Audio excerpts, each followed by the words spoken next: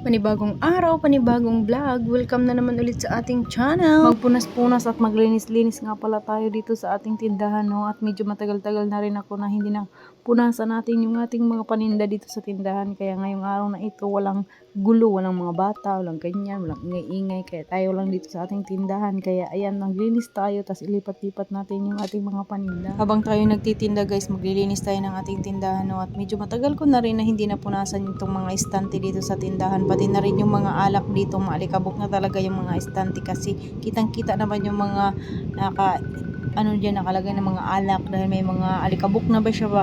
Kasi di ba puti yung kulay ng ating tindahan kaya kitang-kita talaga yung alikabok. Sinadya ko talaga yung puti yung ipintura diyan para makita mo talaga yung alikabok ba kung madumi na ba, talagang ganyan, linisan na talaga kailangan, hindi na tayo tamarin. Hindi katulad ng itim or green yung kulay ng ating tindahan, hindi mo masyado makita yung alikabok. Maganda kasi yung white.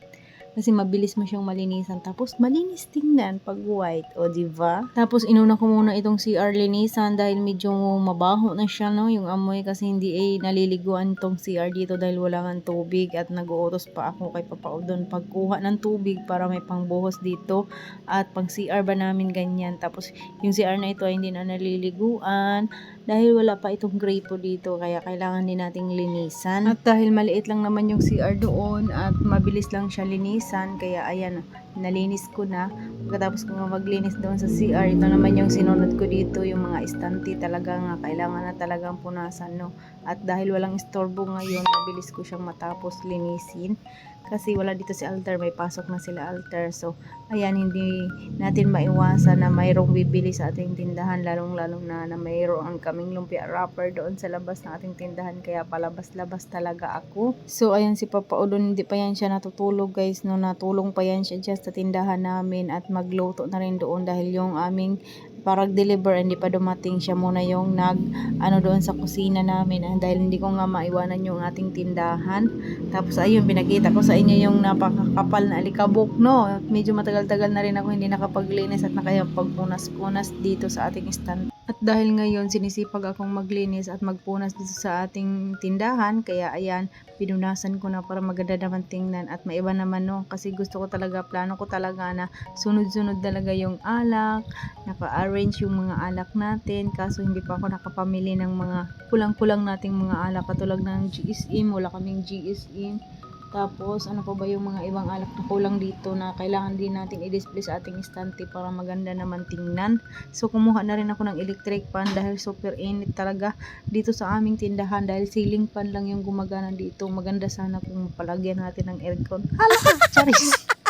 Ambitious. Hindi naman masamang mag-ambisyon, basta masipag lang talaga tayo. At kaya lang natin bayaran yung kuryente na mayroong aircon, pero sa palagay ko guys, no, ay napakamahal siguro ng aircon ngayon pag sabay-sabay talagang paggamit dito sa ating sa ating tindahan ba. Yung may mga freezer pa kami dito, may chiller pa, tas lagyan mo pa ng aircon, ay iwan ko kung magkano talaga. Kasi magagawa ko ng video nun, yung i-share ko sa inyo kung magkano talaga yung bill namin ng kuryente. Bill reveal. Charis. Bill reveal. Nabibigatan na kasi kami ngayon sa aming bill, tapos magdagdag pa ako, magpapa-aircon pa dito sa ating tindahan. Ay naku, iwan ko lang kung kakayanin pa natin yun magbayad. Nahihirapan na nga ako sa kalisod ngayon pa nga lang, ganito kalaki na yung bill namin, tapos magdadagdag pa talaga tayo. Ay naku, iwan ko. Kuskus balongos na lang talaga sini. Sige na, reklamo si Papa Udon. Charis. Pero kung gugustuhin naman talaga natin guys na magpa-connect talaga ng aircon at sisipagan pa talaga natin lalo, kayang-kaya naman siguro natin yan. Pero ako sa ngayon ay takot pa talaga akong magpalagay ng aircon dahil baka aabot ng 15,000 yung bill namin dahil sa aircon lang. Charis. Yun talaga, takot talaga tayo sa mga bagay na mga ganyan-ganyan. Pero ambisyosa tayo, no? Pero hayaan na natin yan. Magsipag na lang talaga tayo para soon manifesting, makapagpalagay tayo ng aircon sa ating tindahan, pati na rin sa ating kwarto. Pero sa ngayon, hindi pa talaga dahil hindi pa natin yan kakayanan magbayad ng bill. Pero soon, pag makasahod na tayo dito sa FB at medyo makaluwang-luwang na tayo, no? Sana makapalagay na rin ako ng aircon dito para hindi na ako mainitan dito sa aming tindahan. Charis! Hindi naman masamang mangarap, basta magsipag lang araw-araw. Makakamit natin yan yung ating mga pangarap at mga ambisyon sa buhay natin. Kaya kailangan pa natin dublihin talaga yung sipag natin at bawal talaga tayo tamarin.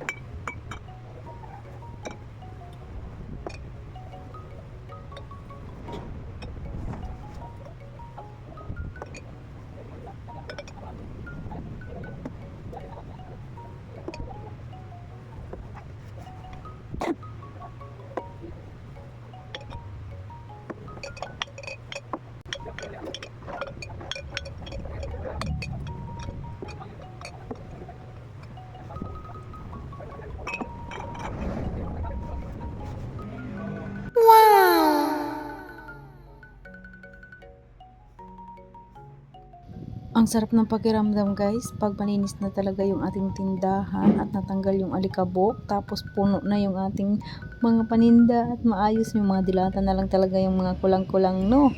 Kaya ayan, ang ganda na naman ulit tingnan ng ating tindahan, malinis at wala na naman ulit yung alikabok. Kaso lang, bibili pa tayo ng mga dilata para mapuno na naman ulit.